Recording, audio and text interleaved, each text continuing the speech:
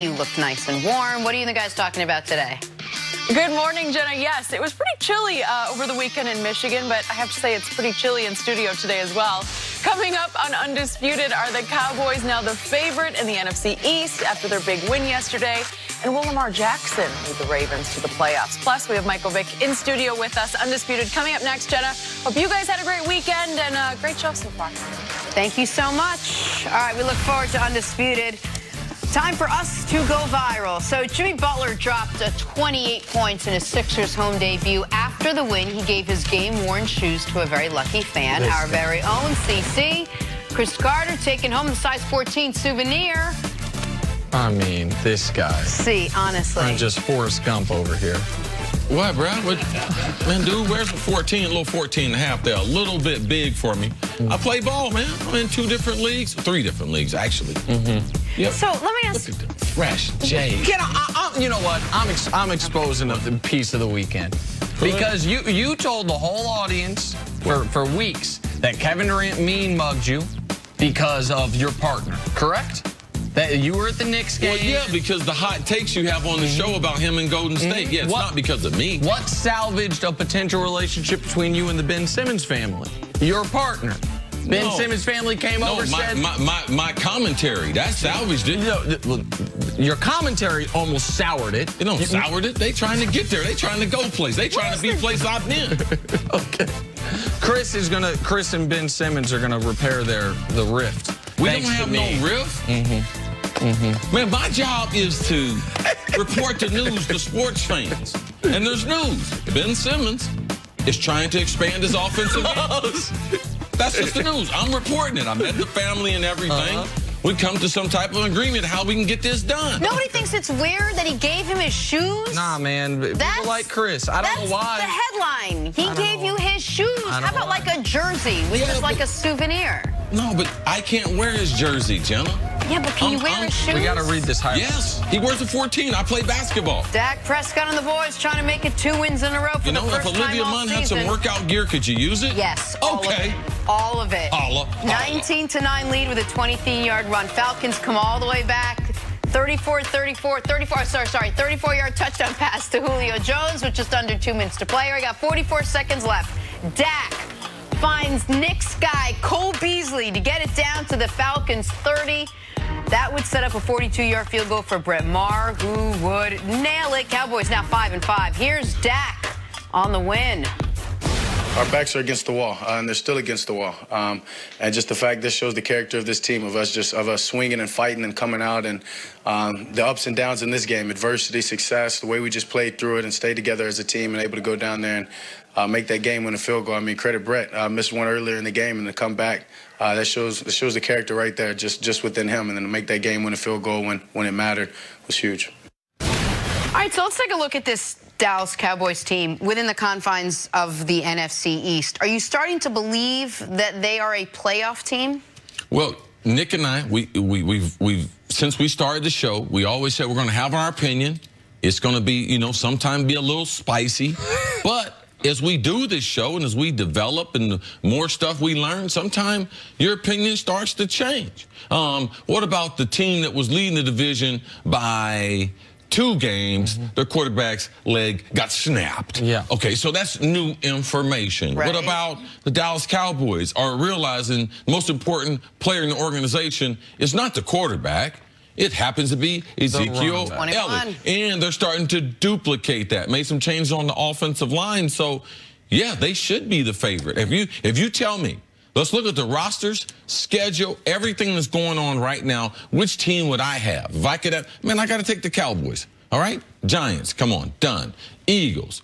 Super Bowl hangover, and I mean this hangover is going to last for a while. It seems. So what else are we talking about? We know we got a head-to-head with Washington on a short rest with their backup quarterback and at least 3 new offensive linemen. So yes, the Dallas Cowboys, they should have the inside track, and they're playing the best football of all the teams. Unless the NFL is going to change the rules and winning your division doesn't get you in the playoffs, then yeah, the Cowboys absolutely look like a playoff team, because you just got to win your division.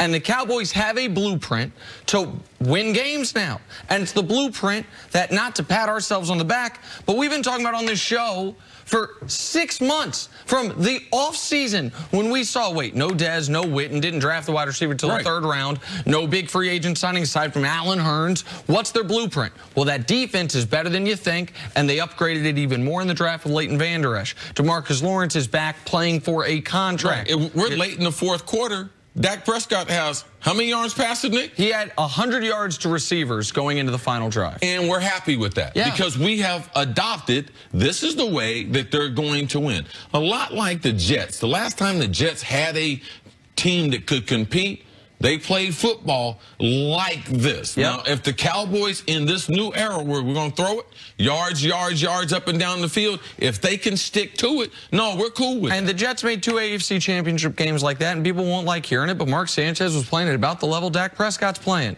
Like, Dak Prescott is not one, right now, he's not one of the 10 best players on the Cowboys. But he doesn't need to be. He needs to have a couple moments. He had the comeback route to Gallup on the drive. He had the pass to Beasley. But what has to happen is this. Show him Zeke in wins and losses.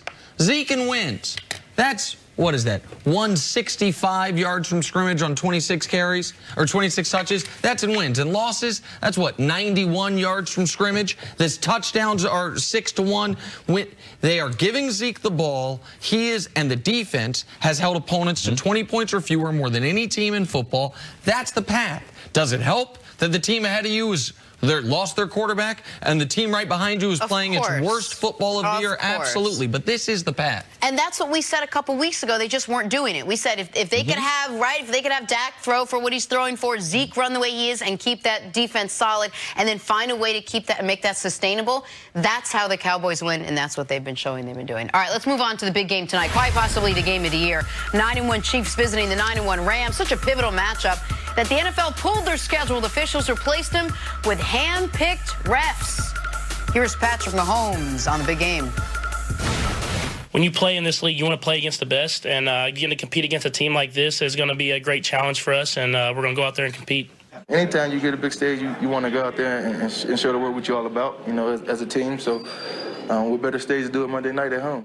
All right, Nick, when you look at these two teams, quite evenly matched, what is the key to this game? Which defense can get 3 big plays?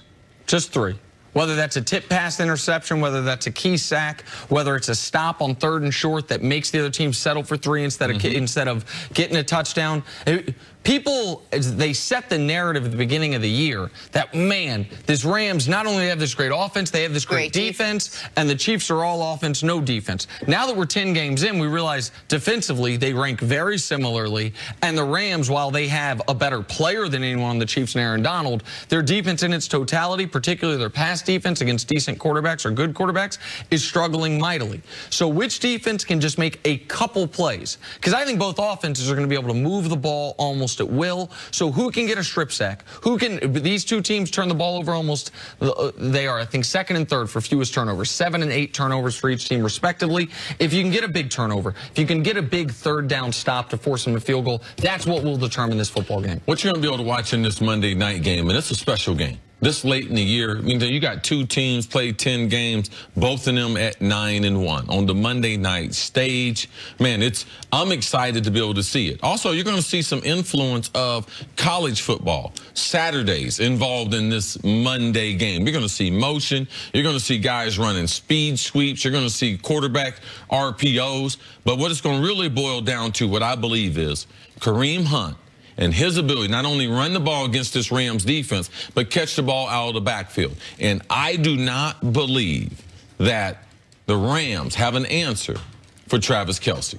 I believe he is a huge difference maker against the linebackers and against the safeties of the Rams. And it's always exciting. Nick was always on me, man, this guy's a #1 receiver. I'm like, man, this guy's a special teams player. It's like, this guy's I'm telling you, Chris, he's a #2 right now.